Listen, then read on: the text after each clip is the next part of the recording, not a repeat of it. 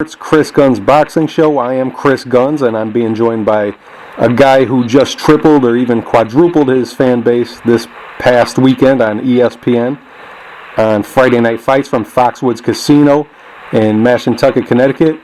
A dominating performance by Cornwall, Ontario, Canada's own Lightning Tony Lewis. And Tony, a few days removed from the biggest win of your career, a career-defining performance, and we got a glimpse of a good fighter just reaching his absolute prime.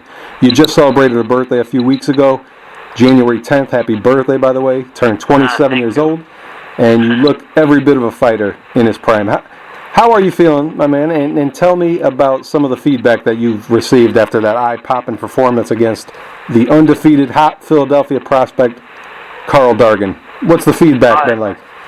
It's been most of the feedback has been positive, and it feels like vindication. I'm finally getting the recognition and acknowledgement that I felt I should have been given a little while ago. But I understand why I was on the back burner for a little bit off those losses. But we're here now, and it feels great. Words can't describe what I'm feeling right now. Yeah, for one of my favorite fighters, I think you're the only one of my favorite performers in the ring who I know nothing about pretty much. There's no Wikipedia for you. So you got to get a Wikipedia, Tony. Someone's got to write it, and who better to get the information from than right from the horse's mouth. I'm glad you're a guest today. Glad you're here. Thank you. Tell me about yourself. Where were you raised, and what was it like? I'm born from Cornwall, Ontario, a small town community, maybe 50,000 people. In Eastern Ontario, Canada. I'm an hour from Montreal, an hour from Ottawa. Montreal being the Canadian fight capital for boxing. So I was always got to be around lots of good company in my sport as I was coming up in the game.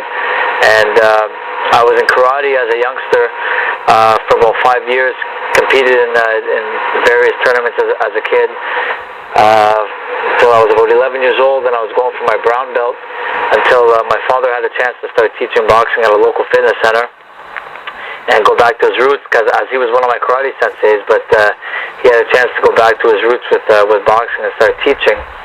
And my father was on the verge of his amateur career taking off himself until at 19 he got in a serious motorcycle accident that left him unable to continue his career and see how far he could have went himself as an athlete. So when he got into karate, it gave him a chance. About 10 years later, he already had a young little family growing, and it was for him to make up for lost time of what he couldn't achieve in boxing, getting that black belt. And so he was one of my teachers, but when he went to boxing, we were both juggling because he was still a karate sensei while he was teaching boxing, and I was also doing both. I was still in karate and boxing until it got to a point where I was going to have to pick one or the other. And I went with boxing. That boxing had my heart. I loved it. It came natural to me. And my dad didn't want me to box at first. And, I'd played lots of sports growing up, and the other one being that I excelled at was soccer. But boxing just had my heart. And he didn't want me to. He thought, aside from the fact that I could get hurt, he was more concerned with, that this sport can break your heart sometimes, and he was afraid of when I got to be older, all the temptations that surround being a teenager, that maybe it would poison our relationship with me dealing with all that while still trying to make sacrifices that you need to make in boxing. And I just wasn't having any of it. I didn't want to listen. I was a young, 11 years old, 80-pound fireball who was just full of piss and vinegar, who just wanted to fight. And it was my mom who finally was able to convince him to start letting me come to the gym, because if he wasn't letting me go, I was just mimicking, imitating boxing in front of the TV, the fighters I was watching on tape anyway. So she was the one that finally was able to have his ear and convince me to come, and she was as concerned as any mother would be, participating in a sport like this. But she felt secure knowing that my father was a boxing guy, and knowing that he would look out for me and keep me from getting hurt. So that always gave her a sense of security and comfort, knowing that, and that's why she was so supportive of the boxing. And she was my number one fan while she was alive. Yeah, I'm sorry to hear that she's no longer with us. When did she pass? She passed away about almost 7 years ago. It was September 23rd, 2008. I was 20 years old, and it was just 1 week before my third professional fight. That's tough. That's a tough loss. Absolutely. And when you did turn from karate to boxing, would you say that you were good right away? Yeah, I would say that. I had it.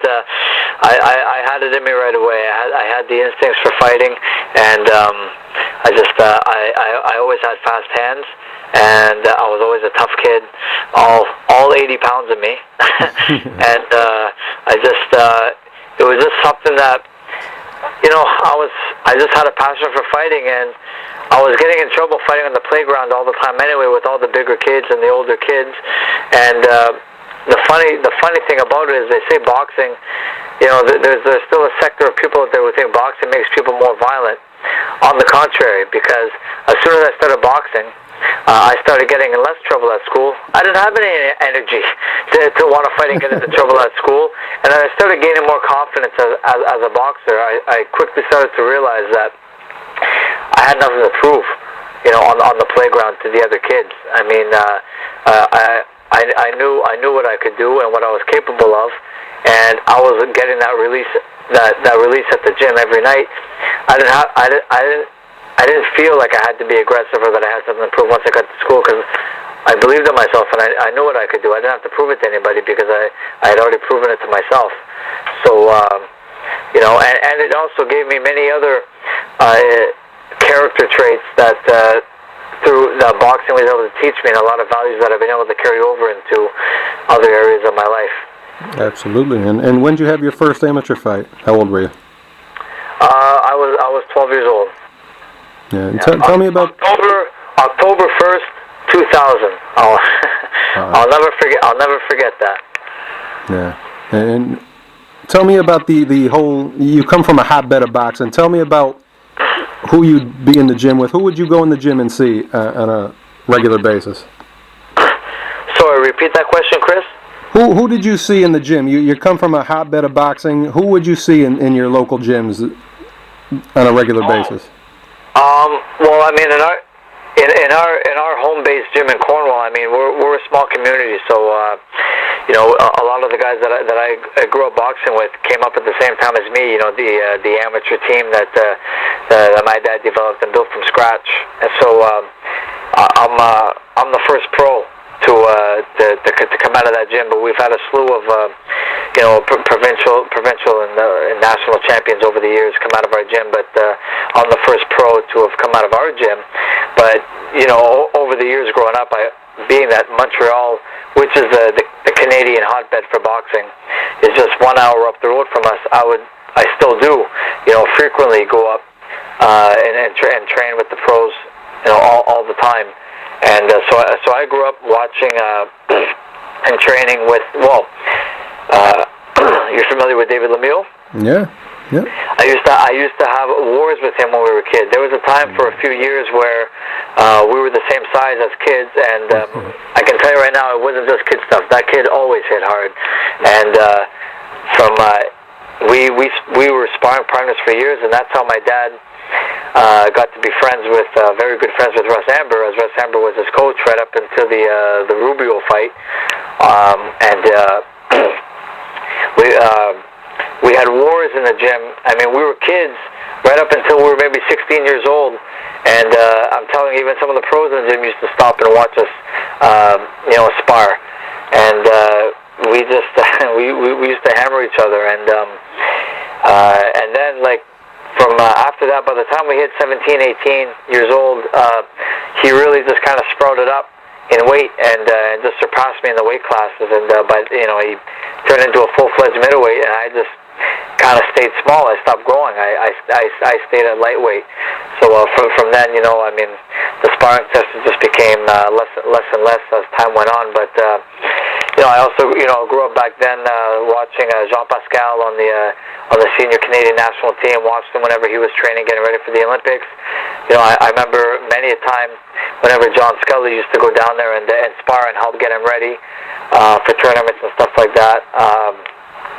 I remember seeing Brian Mackey, who was a Canadian pro who had been on ESPN a few times, won the distance with Hector Camacho Jr. and guys like that. I saw him training and coming up, getting ready for his fights while I was still a kid, an amateur. Now, there's other guys that I'm forgetting that I'm leaving out right now that I can't think of off the top of my head. Lots of talent coming out of that area for years. The whole Hilton family. I mean, the list goes on and on. There's always been great fighters coming out of that area, and there's just something about that place that produces great fighters and hard hitters, and you're just another one in a long line. Absolutely, and we know the Hilton family very well, I want to be careful now how I word this, because I have lots of respect for Davey Hilton Sr. and his kids Matthew and Alex and Stuart, who passed away, Jimmy, all those guys. But my father grew up. He started in boxing when he was a kid at the Hilton Boxing Club, because there was a time back then where the Hilton family lived in Cornwall and had a boxing gym in Cornwall, and that's my dad learned how to box under the tutelage of Davey Hilton Sr. And he got to be very good. He got to be very good friends with the oldest of the kids, Davey Hilton Jr. And they were very good friends. And later, as Davey already became a pro in the 90s, life kind of brought him and his family back to Cornwall again for a few years. And his daughters used to babysit me growing up, and I remember many a time my parents going out and hanging out. How many times they were for supper? They used to hang out, become very good friends with Davey Hilton Jr. and his wife Anna, who I still have lots of respect for his ex-wife and his daughters. Last time I saw them was at Arturo Gatti's wake, because Arturo Gatti was their uncle. Mm-hmm. Davey was married to Arturo's sister. Mm-hmm. So when we went to the wake, the daughters hadn't seen me and my father in years. They obviously didn't recognize me, but because they hadn't seen me since I was a kid, but they recognized my dad right away, and they put it together. And then they asked, "Where's Maria, my mother?" And this was when Arturo passed. It was about almost a year after my mom had passed, so they didn't know. And we had to say, we were already crying as it was, and then we had to say, hey, Maria, my mother's not with us anymore. So then comes the tears, and we're all crying and mourning all over again, and the big elephant in the room was their father Davey, for him doing time for what transpired between him and his daughters over the years. And it was just a really sad thing, because just when you think you know someone, and I'm thinking of this guy was always like an uncle to me growing up. I mean, I remember him working out, hitting the heavy bag downstairs in my basement, and him always play fighting with me all the time, and him hanging out with my dad, and him coming me trying to play hockey when I was a kid, pretending to be a hockey player, and him coming to the hockey games with my dad, and all that stuff, and then this comes up, that stuff. I mean, it was just really, really mind-blowing stuff, Yeah. So, and I really feel bad for the family and everything they had to go through, dealing with that. It's a tough thing. I got enough questions for you. I didn't really want to add any more to it, but you brought up Arturo Gatti. What was your relationship with Arturo? Unfortunately, not very close. It's funny. I kind of knew quite a bit people, in his family that I was close with, except for him being, his nieces. Again, being one, his nieces babysat me growing up, and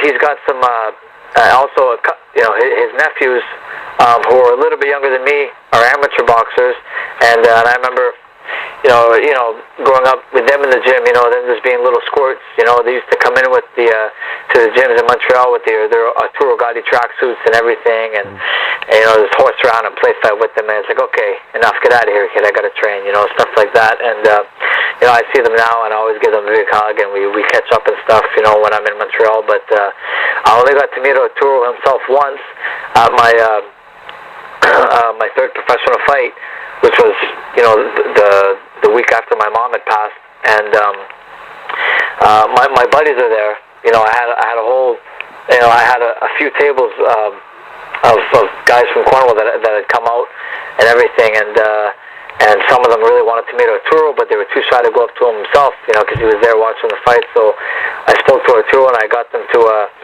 take a, they all got to have their moment, their picture with him and an autograph and this and that, and then so that was and Arturo, I mean, the biggest thing I can say was he was just he was one of the boys, man. I mean, he was just talking and hanging out with him was like you'd feel like he was part of the crew. Like, this is okay. Like, Arturo, we're gonna go hit the bar now. We're going down to Saint Laurent and St. Catharines, and we're hitting this place or that place.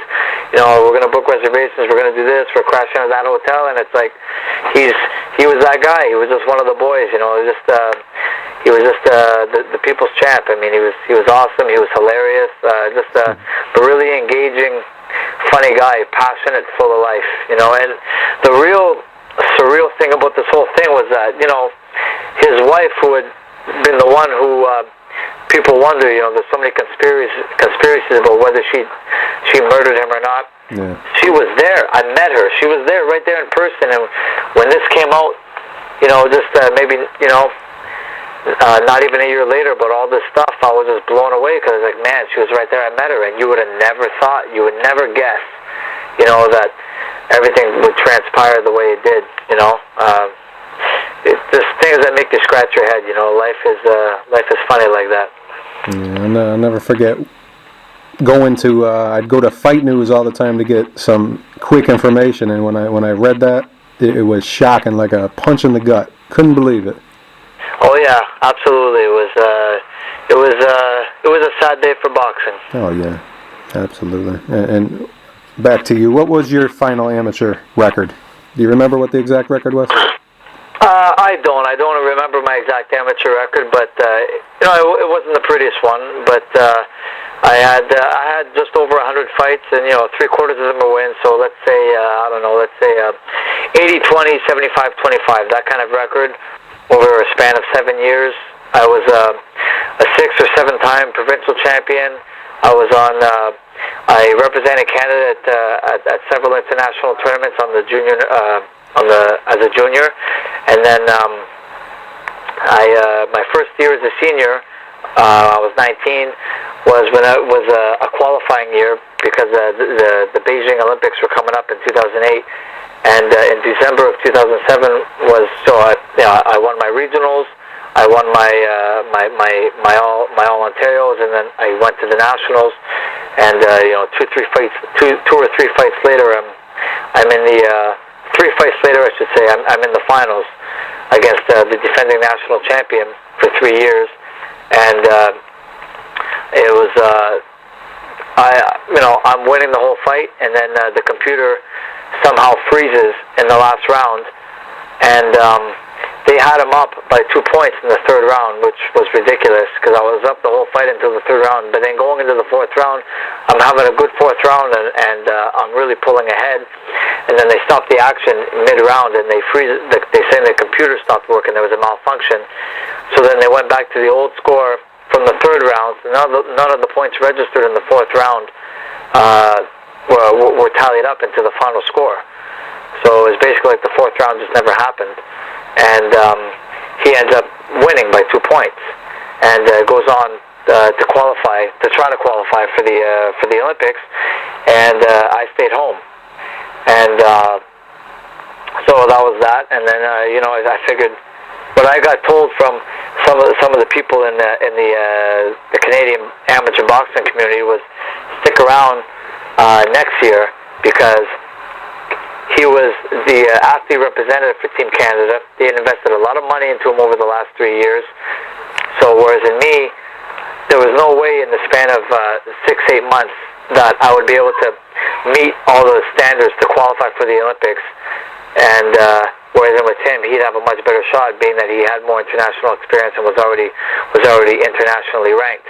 But if you come back next year, you'll be the guy, and this and that, and you can qualify for the next Olympics. And I'm like, man, by then I'll be like already like into my 20s, and I still want to go pro.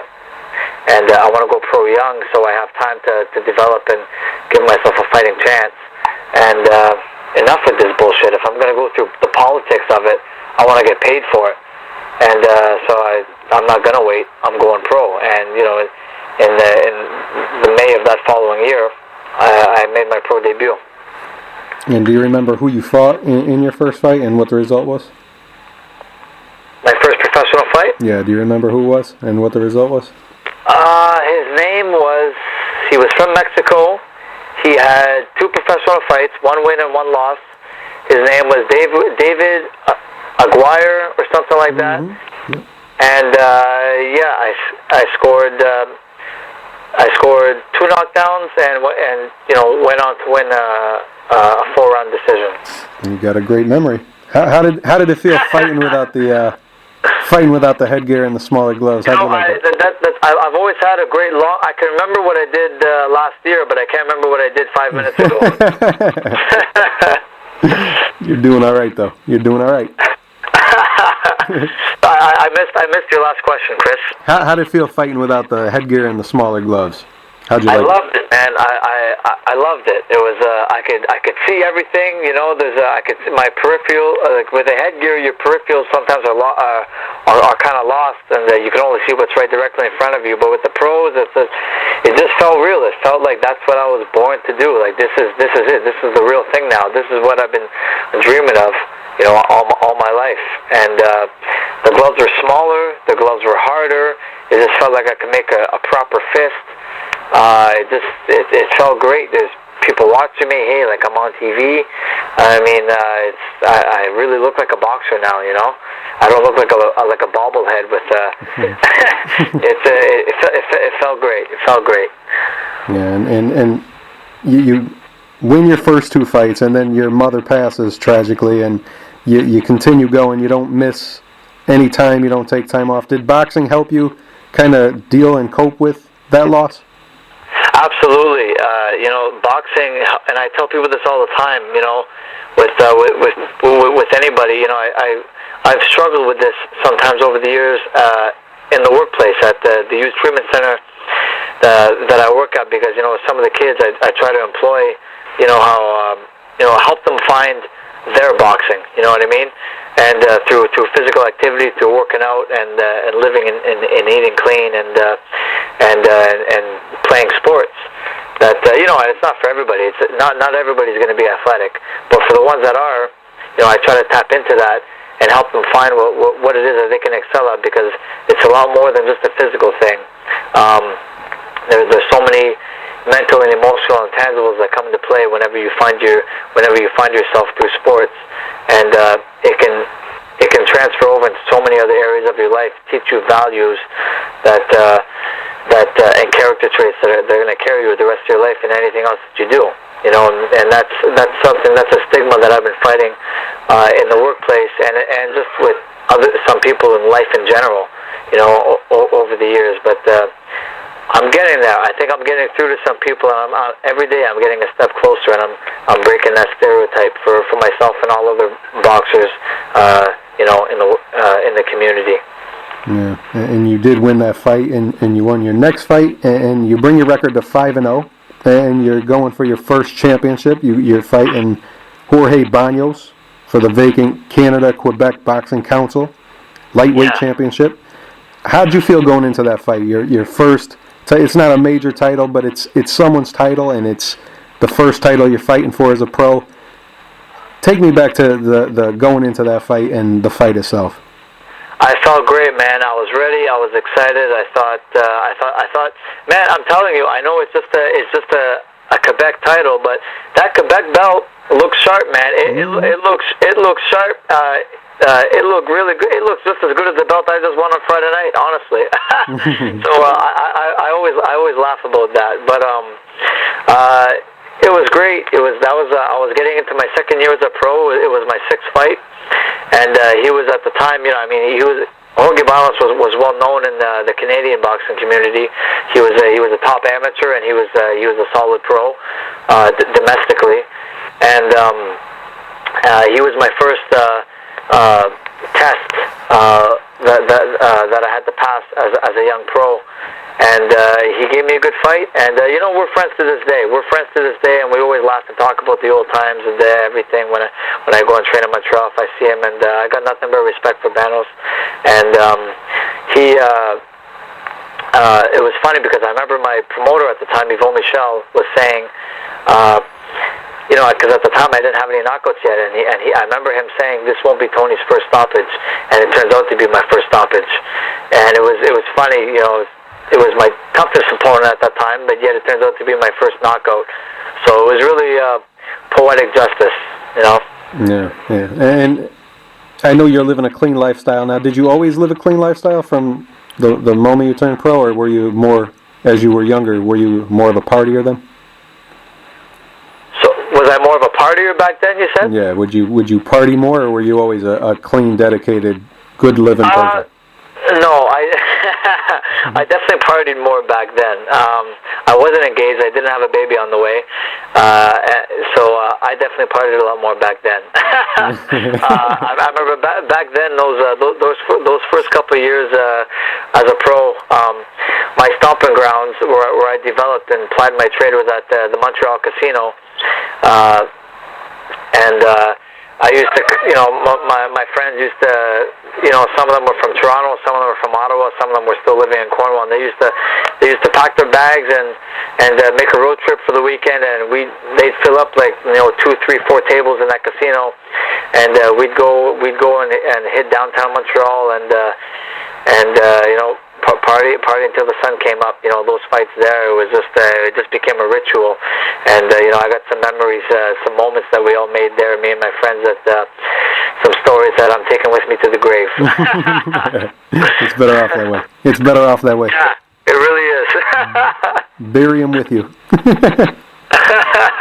But you keep winning. You're looking impressive as you do it. Tell me, how did the crowds in Quebec? How did you notice the change from the time you turned pro to the time before you went to New York for the first time? You were 14-0 at that time?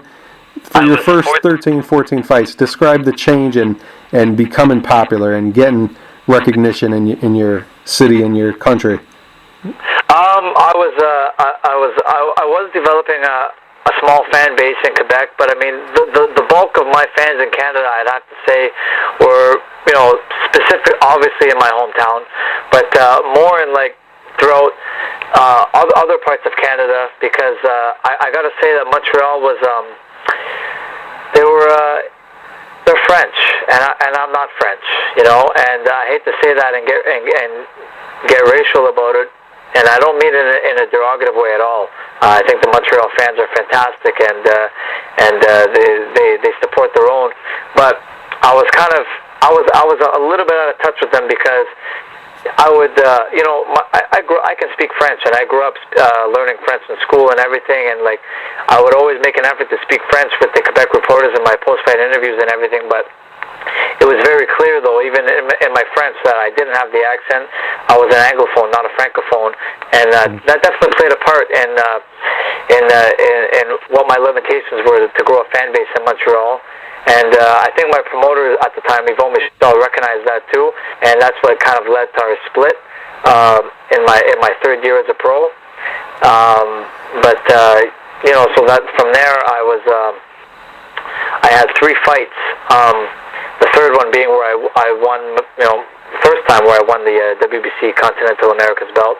Those 3 fights, I was kind of working independently with a promoter by the name of Ali Nestor, who was also a professional fighter, and I'm always going to be grateful to him, because he was the one that gave my career a boost whenever Yvon Michel didn't, and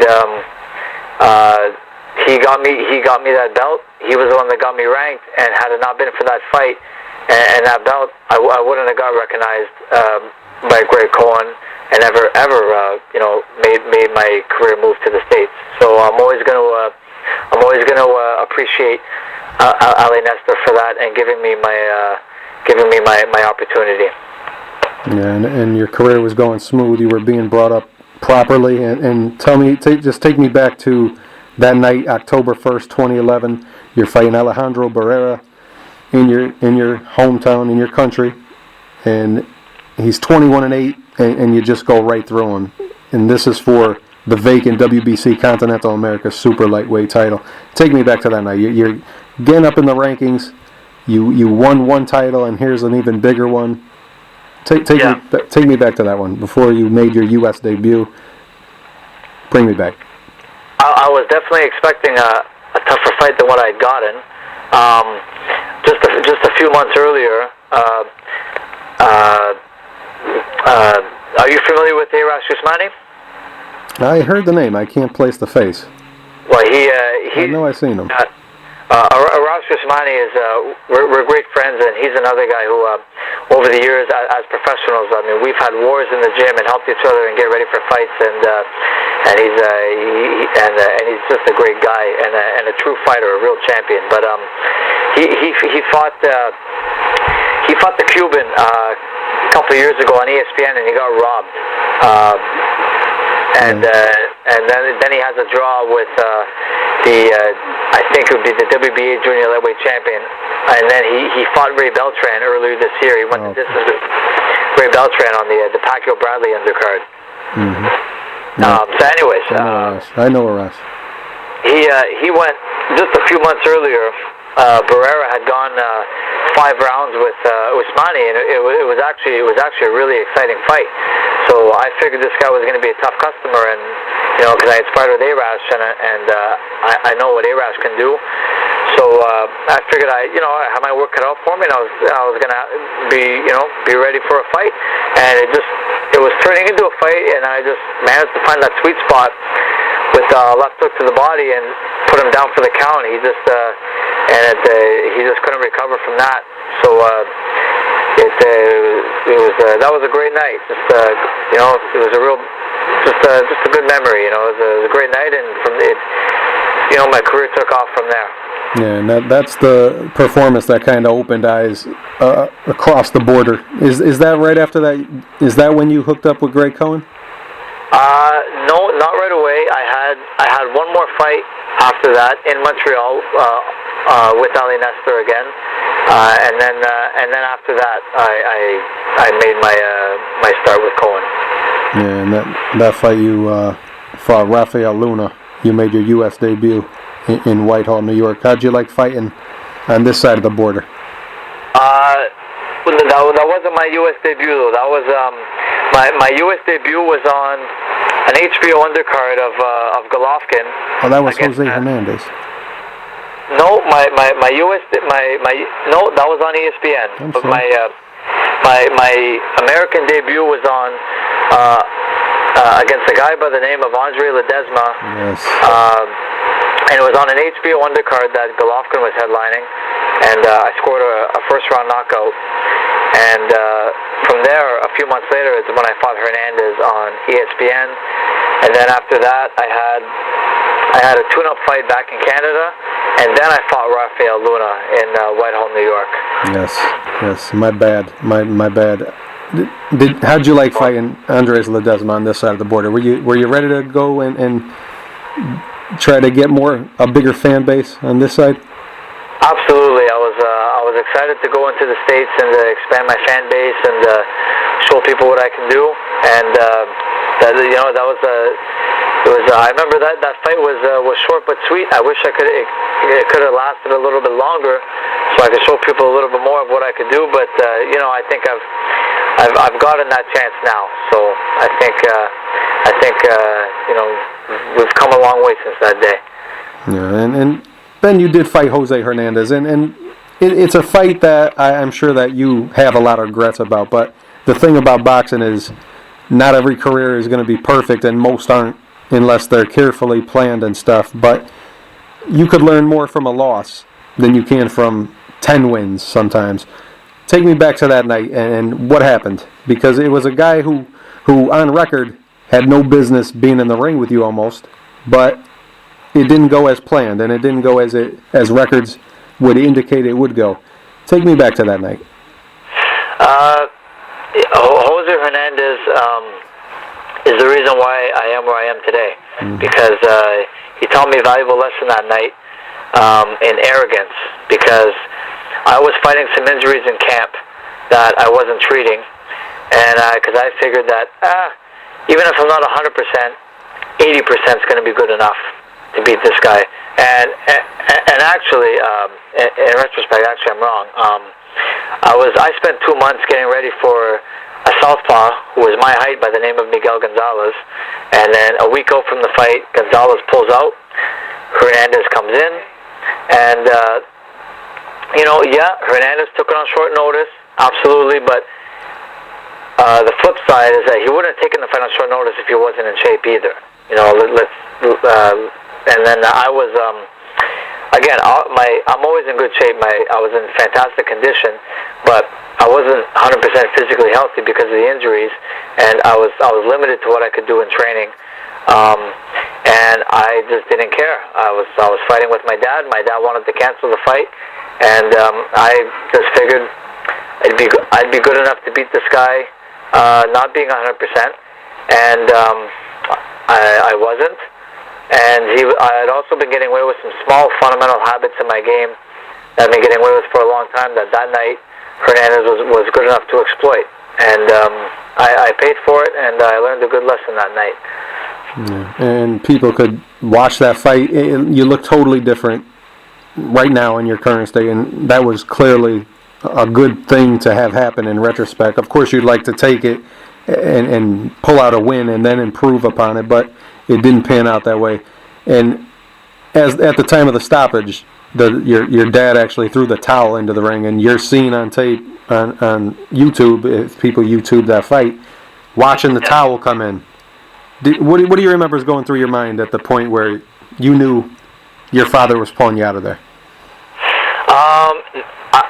I thought I was starting to wear him down, and the pressure was starting to pay off in that round until I got caught. And obviously, whenever a fighter gets hurt, Hernandez finds a second wind, right? And he just becomes a new fighter, and he gets his energy back, and he goes on a barrage. And it was the funniest thing, because I've never been off the floor ever in my life. At that point, first time I've ever been off my feet, and so the feeling was all new to me, and but I really felt like I could go on, and I know what it looked like to people from the outside, but and me watching it on tape, say from a trainer's perspective, I'd be watching that. If that's one of my fighters, I would have done the same thing. But me being in there, knowing being the fighter in there in my head, I was honestly, my head was clear, and I was totally aware of everything that was happening, what was going on, and I just kept thinking to myself, I just got to weather the storm, get out of this round, and once he sees that I took his best, and he's got to come up for another round, he's going to get tired all over again, like his will be broken, and then I'll come on. But I didn't get that chance, but I never held that bitterness or resentment towards my father ever for it, because I knew what he was doing. He was being a father, and he actually, he would do that for any of his athletes. But so I never held it against him. I understood why he did it, but I'll always believe that I could have fought on. Yeah, nobody. I mean, and if you need an example, I mean, if you watch the replay of that stoppage, you see the towel come in, and I'm looking at the corner, and I'm throwing my hands up, kind of like one thing in my head, like, what are you doing? Mm-hmm. And then I eat one more shot that the referee can't stop, full pin right on the chin, didn't see it coming, and I just turn around and I kind of look at Hernandez, kind of like wanting to get back at him, and the referee steps in. If I was truly out of it, that shot should have put me on my ass. Mm-hmm. Yeah, and you said that you held no resentment towards your dad at all, and no. You had lingering injuries going into the fight. Did you change anything in retrospect, what did you change, and how did you change your preparations for fights after that? I had to.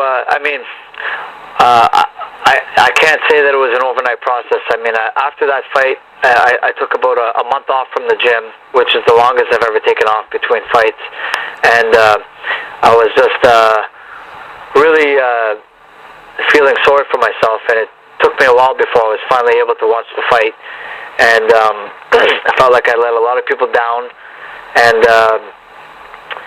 then even my first sparring session back, man, it was I was really jittery, really all over the place, uncomfortable, really out of my element, which had never been the case. I mean, that ring is my home, and I really felt out of place. I'll never forget that first sparring session.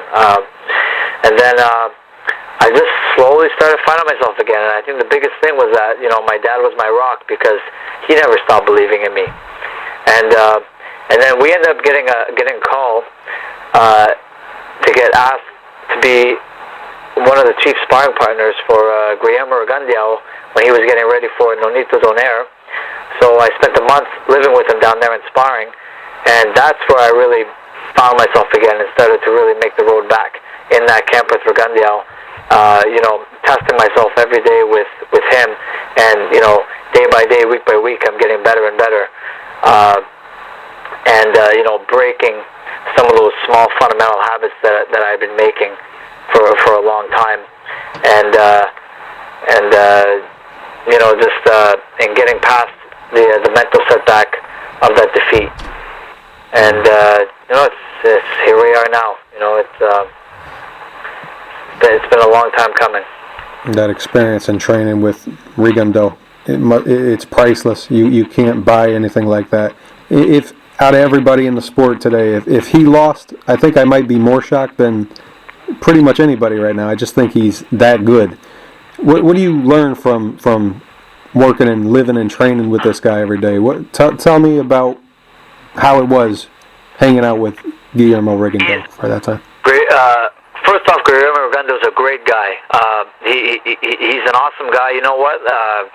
In front of the cameras, he's very reserved and conservative, but when you get to know this guy, behind the scenes and get to see the real him, he's a big ham, and he's just a real class act, and his whole team actually, and he's in terms of boxing and working with him, he's the consummate professional.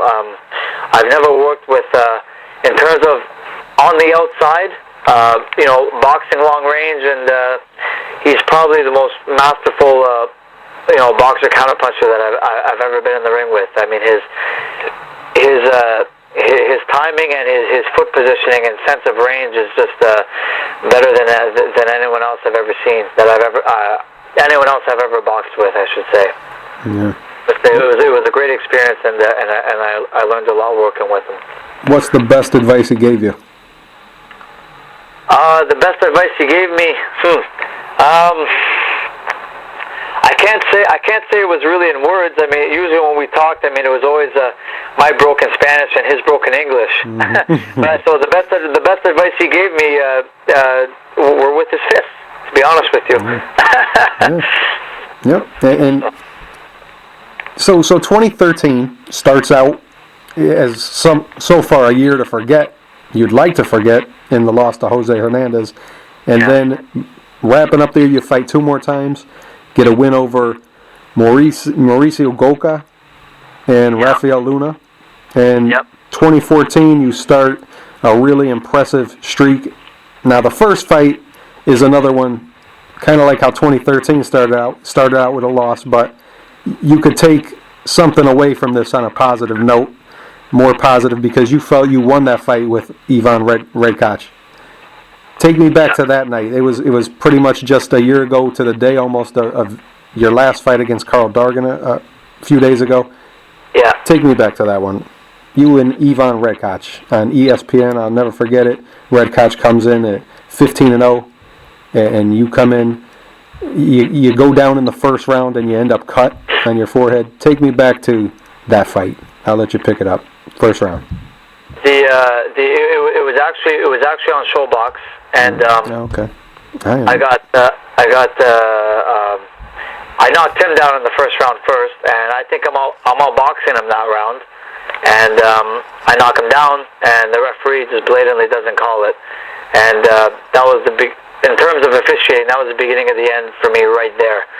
He was already starting to hammer the nails into the coffin. The referee, I believe his name was Randy Phillips. And I want his name. I want every promoter to hear this guy's name so they know not to have him on any of their future shows, because I don't think this guy belongs in the sport. And and then later I get knocked down near the end of the round. I'm kind of on the back foot, trying to weather a late round barrage from Red Catch, and then kind of hits me sort of as I'm sliding along the ropes. I trip over his foot as he hits me, and I go down. The ref calls it a knockdown. Whatever. I get up, out of sight, out of mind. Move on to the next, and get right back on into the fight again. And then from there, I thought from rounds 2 to 5 that I really took over and bullied the bully, and in spite of the referee not allowing me to fight my fight. And mark my words, if we had a referee with Red Cats that we had for my fight against Karl Dargan, I promise you that fight turns out the same way as it did with Dargan. The stars just were not aligned with me that night. I was fighting him and the referee all night, and TV doesn't do it justice, because the viewer at home doesn't get to hear the referee constantly talking in my ear, threatening to disqualify me, threatening to take points at every chance he gets. I'm hitting him in the ribs. He's telling me to keep my punches up. The Red Catch is whining and crying to the referee, throwing my head down, putting me in headlocks, and the referee's telling me to keep my head up. It's just, when you fight on the inside, you're supposed to do that. You're supposed to put the head on the guy's chest and stay low. That's how you protect yourself. That's boxing 101. Any trainer will tell you that. Constantly the quick breaks. And meanwhile, I still think, in spite of all that, I still thought I won, 6 out of 10 rounds. Mm-hmm. Now, if somebody has Red Catch winning or a draw or whatever, I'm okay with that. What I'm not okay with is the scorecards that were registered. Even the CompuBox statistics were ridiculous. I mean, everybody, everybody praises CompuBox. They forget that it's just a guy on a machine pressing buttons. It's a human operating that machine. Humans make mistakes every day, And whenever I saw the stats, when I went back home and saw the replay, he even landed more body shots than me. Are you serious? I don't even remember getting hit with one body shot. So, and I don't want to, I know I'm ranting here, and I don't want to take away from Red Catch, because he is a world-class fighter, and he does have world-class power, but I will say that he does not have world-class heart, and I think he didn't fight me like a man, and it was only in the 10th round that, because his corner told him to go knock me out, that he finally decided to meet me in the center of the ring and fight me like a man, and he used his arms to punch instead of to hold. And I took his best that he had to give, and about 30 seconds to go in that round, I had him rocking on his heels after absorbing everything he had, and I had him out on his feet. And it's fair to say that had he fought me like that earlier in the fight, he wouldn't have made it to the 10th round. And to me, it's just, obviously I would love a rematch with him, and I don't feel the mainstream media give me the credit I deserve from that. I don't know if it's because they just didn't watch the fight, or they just watch highlights, or if they're just trying to push an agenda, and they're just looking at the W and the L. But I never felt like I really got my fair credit from that fight, from what I did that night, from the mainstream media. And so that's why this fight with Dargan, this win just tastes so much better, So it took a lot to get here. And you know what? This isn't the peak. This isn't the. It gets better. I'm already thinking of my next fight, and this doesn't end here for me. There's more to do. There's a lot more to do. Yeah, I can't wait to see you in your next fight. You really impressed, and you prove that after every setback you get better and better. And by the way, I'm glad you keep correcting me, and I'm upset at myself for making these Freudian slips. I'm not happy about that, but it wasn't a show box. It's all good. Don't worry about it, brother. It's all good. Take me. What's it like when you're cut in the fight? Does it change your game plan at all? Does it make you panic inside? Do you wonder how bad it is? What's it like being cut in the fight? You know, you never really know how you're going to react to something until you're actually in that situation and it happens to you. But it really didn't affect me at all. I was the adrenaline was so high. I was so focused on beating Red Cats that it really didn't bother me. And it's a hurt sport and it comes with the territory. It was from a headbutt. Well, earlier that round, I got rocked with a right hook in the 6th round, and he legitimately hurt me. And this is where the fight with Hernandez really paid off, because with Hernandez I never knew how to hold, and as soon as Red Cats clipped me with that shot, first thing that went through my head, hold him. And so I threw my arms out and I sprinted to him across the ring, trying to hang on so that I don't go down. And weathering that storm and then trying to fight back, and then boom, I get the headbutt. The thing is that the referee stops the action and brings me to the corner. I don't remember feeling the headbutt. I thought maybe it was a punch, and I didn't know why the action was stopped. And then the doctor comes up, the referee tells me I'm cut, and I remember telling him right away, I said, don't stop this fight. And he says, the doctor's going to look at you. And then the doctor looks at me, gives me the go-ahead to continue, and I get back to the corner, and I mean, we had my cut man that night was Mike Hopper, and what a professional. He saved that fight, because I don't remember that cut being a hazard for me the rest of the night, because he really looked after it and did his job and earned his money that night, and saved the fight. So from there on in, we just continued to fight, and it is what it is. And one quick thing, you mentioned the horrible job by Randy Phillips. It's a name that's going to stick in your mind forever, pretty much. Yeah. And also, I'm tired of the bad decisions and the bad judges, and you don't understand how they came to the conclusion that they come to. But for Judge Gerald Deming to hand in a 99 for Ray Koch and a 90 for you, that's equally atrocious, and that there needs to be something done, because people work hard. You got a kid on the way. It affected you for that time anyway, and it's really sad that people could go and work as hard as you do and get robbed doing it. It's a robbery, and something got to be done about it. Yes, I agree, and you know what? I don't know if is it incompetent judging, or is there something going on behind the scenes that we don't know about? Are promoters paying these guys off so that their fighter can go and go on and they can move on with their agenda? I mean, what's happening here? Is it incompetence or is it corruption? I mean, we don't know, and I'm not looking to implicate anyone, but it's just I think it's a fair question to ask. Yeah, I'm sure. And it's not outside of Teddy Atlas. Outside of him, it's not. Max Kellerman recently spoke up at Christmas at the end of 2014 in regards to the Bradley fight and the Herrera fight.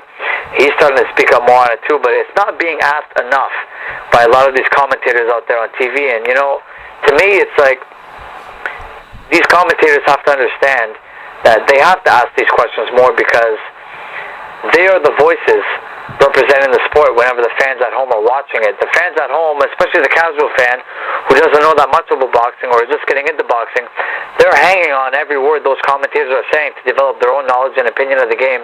And if these commentators don't have the balls to really say what needs to be said, they're not helping the sport that they claim they love so much. Yeah, you're totally right. And I think that there needs to be more of a face put to the judges, instead of just maybe a still picture or just names being said. Maybe put the camera on them when they're writing down their score. I don't know. They got to do something, though. But there's things that they could do, and I think every commission has to clean itself out and look at itself consistently, and not just when someone brings a massive complaint, or if there's a real hideous decision. They need to consistently look at the score and give credit to the judges that always hand in a respectable scorecard.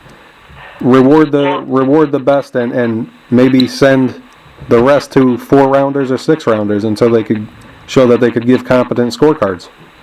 I agree with you. I mean, I agree with you. I couldn't say it better myself. And I think to add on to that, maybe part of the solution would be, and Teddy Atlas has been screaming this out for years, and it's fallen on deaf ears, is a national commission. I mean, other sports have it. How come we don't?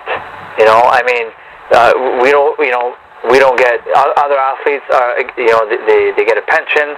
They get, they're given some kind of security, whenever their career is done and they're looked after.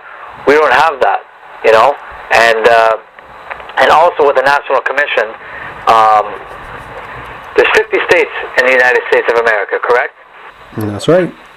Okay, so that means we got 50 different commissions with 50 different standards and policies and procedures that we have to go through. And so I'll give you a small example. Just in the last 12 months, I've had to get done that I've had to pay for, okay, and that I've had to struggle to get reimbursed for. 4 different eye exams in 1 year, just because of different states wanting their own updated shit. Yeah. And I mean an eye exam. That's you do that once a year, and that's that. And I mean, 4 eye exams in 1 year is just ridiculous. But that's what the athletes are dealing with right now in boxing. These corrupt, disgusting commissions who just look to bleed you dry and just do their thing and line up their own pockets. And I mean, it's a horrible thing. And outside of Teddy Atlas, this stuff is not being spoken up enough in the boxing community on the mainstream. We're more concerned about tweets of Floyd Mayweather witnessing a murder on FaceTime and shit like that, and the real issues that need to be talked about in boxing are not being talked about. Yep, totally right. And it's kind of like falls on deaf ears, and it's like beating a dead horse, because it's the same thing that's been said for decades upon decades, but it doesn't seem like boxing ever gets it and never does anything about it. But it is what it is, and it's sad. But you had to put the Red Koch decision behind you. Politics make it sometimes lousy sport, and sometimes it even drives people to quit the game before their time even. But hopefully that, and clearly on Friday night, you're fired up and you're more into your career now than ever. You're fighting at a better pace than ever, you're just better than ever. And you're out of the ring now for 6 months between your Red Koch fight and your next fight against Wanzel Ellison. He's 11-0 with 1 draw. Take me back to that one real quick before we get to your last fight. I took that fight on 2 weeks' notice, and we'd been entertaining, some other offers at the time. And then when Wanzel's name came up, I watched the tape. My dad watched the tape. We talked about it. We discussed it. We studied him, and we decided to jump on it.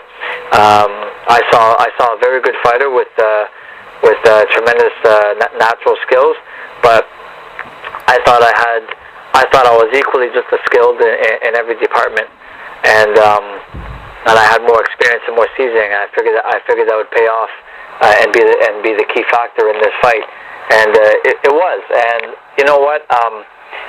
Just a few weeks out from the Dargan fight, I could say that I was already feeling better than I did on fight night with Wanzel, because I had a full training camp for Dargan. I didn't have a full training camp for Wanzel. So at the time when we accepted the fight with Wanzel, I was on a maintenance program. I was staying relatively active in the gym, but I wasn't really in full-time training mode. So it really was like cramming for an exam. You're showing up to class, but you're not always studying whenever you go back home. And then all of a sudden you just kind of cram, the night before, and try to get through the exam and help you pass. That's kind of what I liken it to in regards to that fight with Wanzel. And I was also fighting an injury going into that fight, and then I treated it this time. I didn't ignore it, and I had it looked after, but it kind of flared up on me again. maybe the third or fourth round of that fight, and I was kind of relegated for the most part to being just a one-arm bandit. And I was still using my other arm occasionally here and there, now and then, even though it hurt, but just because I had to. That comes with the territory. And but I'm truly convinced that I had a full training camp, and I would have been in better shape and injury-free as I was for Dargan. That fight would not have gone the distance. Yeah, and in preparing to talk to people, I like to look at some of their quotes that they said recently, and I'll pick some things that I want to just go a little further into. And you mentioned that there was highs and lows in this training camp for Karl Dargan. Describe the highs, and then after that, describe the lows of the training camp. I mean, it was just on 2 weeks' notice. The struggle is to find good sparring partners.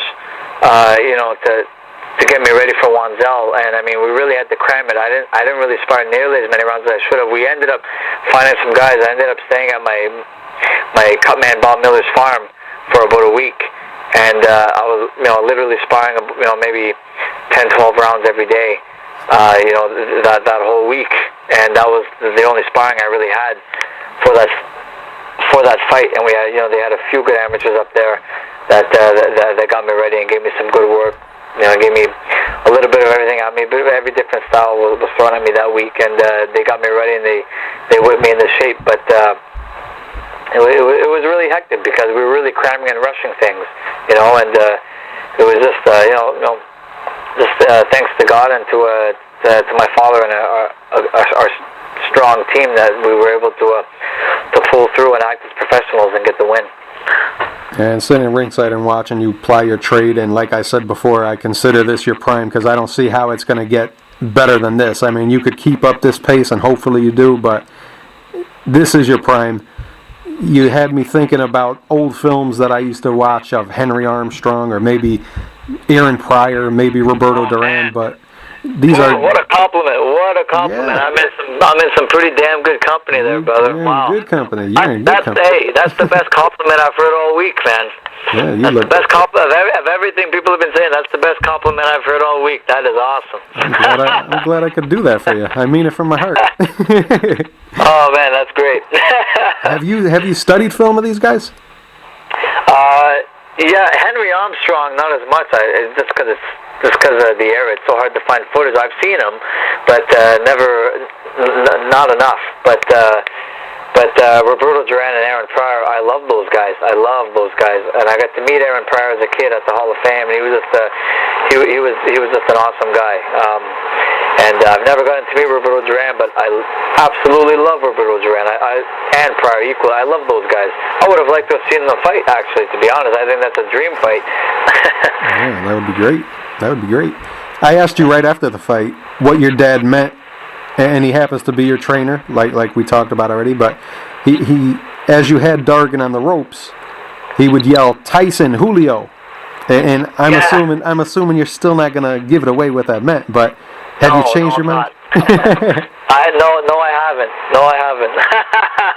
haven't. So if I guess correctly, would you tell me I'm correct, or are you going to just tell me? I'll do that. I like games. Let's do that. Okay. I think when you had him on the ropes and your father's calling for Tyson, I'm guessing that he wanted a hook to the body and an uppercut. I don't know. Okay. I lied. Boxers have to be the best liars. That's what my dad always told me. Because I was watching you. You really try to listen to your dad. No comment. Does it come naturally? You work at such a high work rate, and most people are gassed out by halfway through the fight. Does it come natural to you to keep that kind of high work rate, or do you have to work for that? Is that something you got to work for? No, I got to work for that. That's something that's honed in training and preparation, and getting into shape. I mean, I can't go and take like a month or two off from the gym and just get back in the gym and spar right away and throw 100 punches around. I mean, I'm human. I'm not a machine. So that's something that's worked on and that's peaked just at the right time where I need to be, where I'm at, like in the last phase of my training, and for me to go out there and perform like that. Yeah. What made you have that drive to want to perform at this level against Dargan? Was it some personal that happened between you guys before the fight, or was it just his camp and his hangers-on? What was it exactly? Yeah, nothing personal with me and Dargan. Dargan was a class act from beginning to end. It was his camp though, his team for sure. They were heckling us all week, fight week at the casino, and from right up into the dressing room, with the gloving and the hand wraps to even before the fight, during the pre-fight ring introductions and everything, his whole posse was just, they really, it really felt good to make them eat crow whenever the fight was done and over with. Yeah, some of his people, I question their eyesight, because even late into the fight, after Dargan might have won the first round, it was a close round. Let's give it to Dargan, but from the second round on, every round clearly went to you, and even in the 7th and 8th rounds, right behind your corner, there was one of the loudest people in the arena, and he was acting like Dargan was in control of the action. I question what their eyesight would be like if they had to go take an eye test.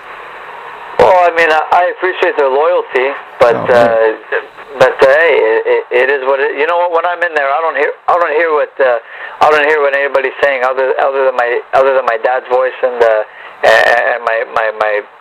my other cornerman, Matt Veenstra. I hear them because those are the voices I'm used to hearing in the gym. So it's just muscle memory, and I don't really hear anybody else. So it doesn't bother me. That's what I was going to ask you. Like, hearing these things when you're in the fight, does it egg you on and make you want to show these guys what you're doing more, or do you just tune them out altogether? You tune them out. I tune them out once I'm in the ring, but I keep tabs on what they're saying, and I log into my memory what they're saying before the fight, and they had lots to say. So I think of all that, and it definitely motivates me and makes me fight harder. Yeah, and then after the fight, you at what point did you feel like there was no coming back for Karl Dargan? When did you know he was totally spent? I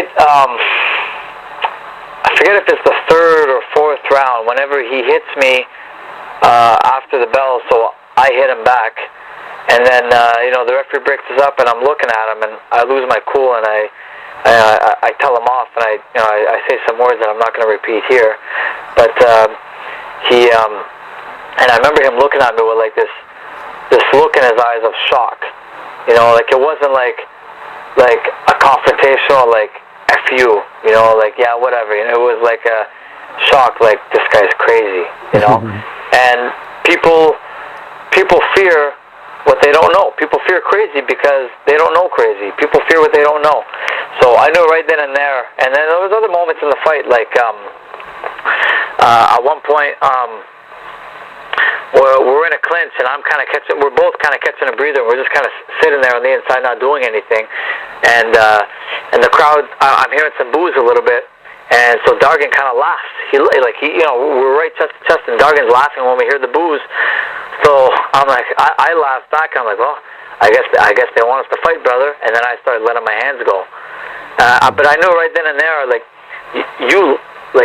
and then when the announcer at one point mistakenly says the 8th and final round when it's scheduled for 10, and he's laughing, and I'm kind of laughing back, but it was more like, this guy, all these things, he's laughing, going along with me, and like, when really it's like, where's that warrior's attitude of like wanting to hit me and like wanting to get me back, or like anything, and like trying to still try to win, and he's just kind of laughing like I'm just kind of happy to be here kind of thing.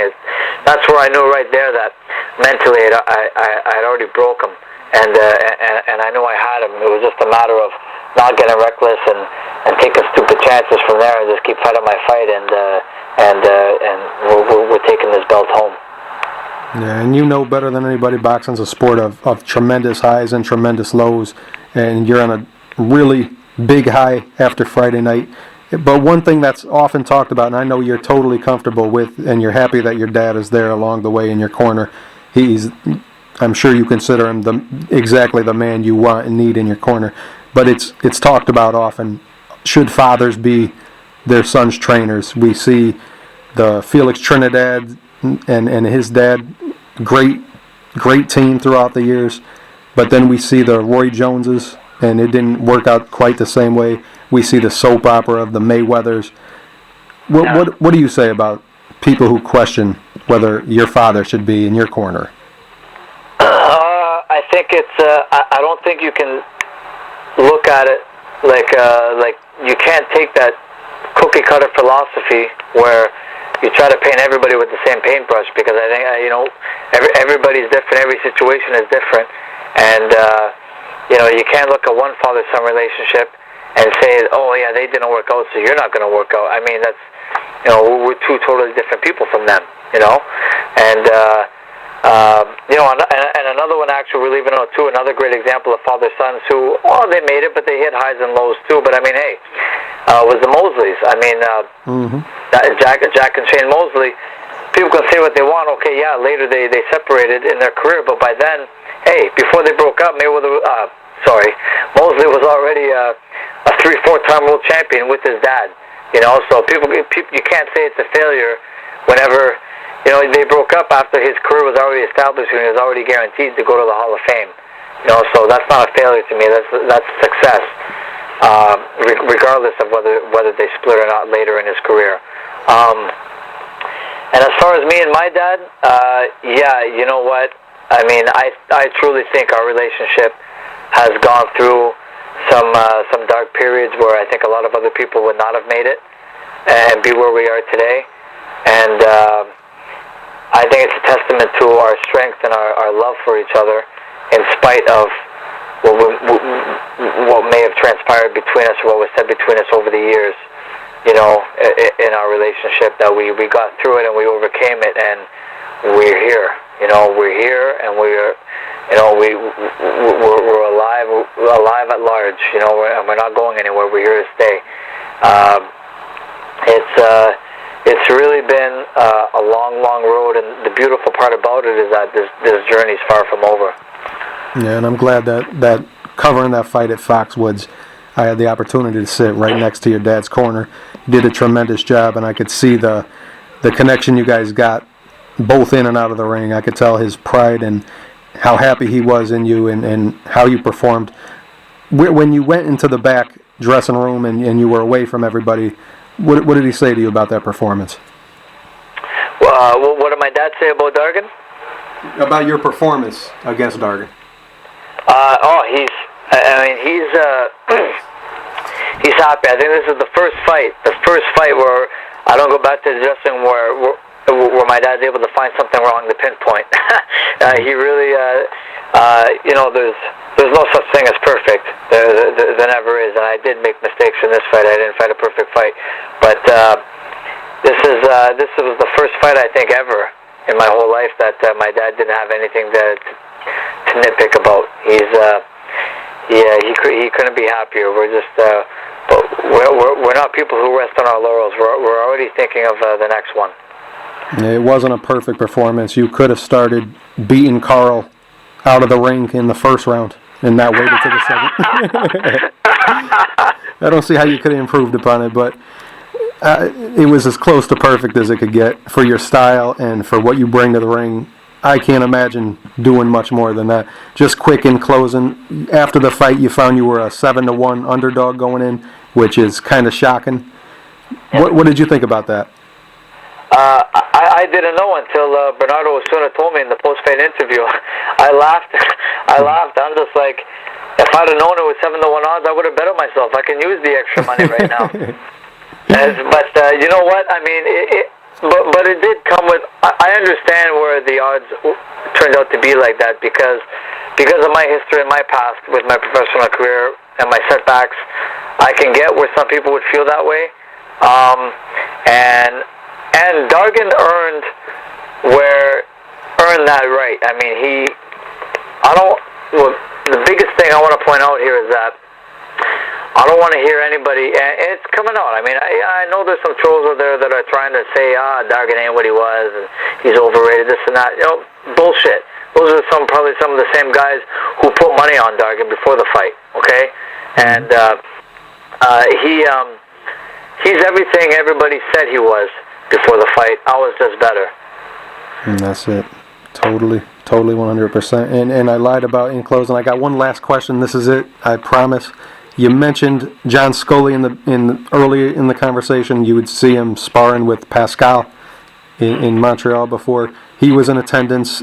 He was there because he's filming a show called Champion with another guy we talked about, Shane Mosley, and I brought up the Mayweathers. Floyd Sr. was there. They're all doing a show together.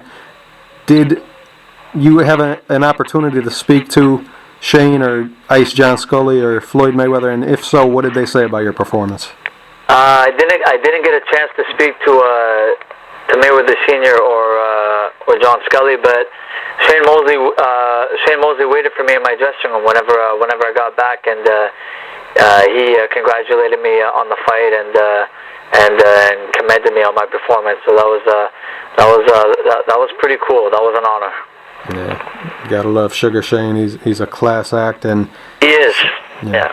And I want to thank you. You have a great team and great people working for you, and they have your best interests at heart. What do you want next? My baby. That's it. You got one on the way. You got your growing family. That's it. He's ready any day now. It can be in 5 minutes. It can be tomorrow. It can be next week. But that's what I want next. You have a name picked out? I'm not telling. you are a secretive guy. Let me know after. I wish you a lot of luck. I definitely will let you know after. We do have some names that picked out, and we're just juggling between two of them right now, and we're going to know for sure once he's in our arms. All right, and I wish a lot of blessings for the missus, for your family. I really appreciate all your time, and you got a fan. I'm going to root for you every time out. I appreciate your time. Tony Lewis. I will not call you Tony Luis again. Lightning Tony Lewis. Appreciate your time, my man. Good luck with everything. Brother.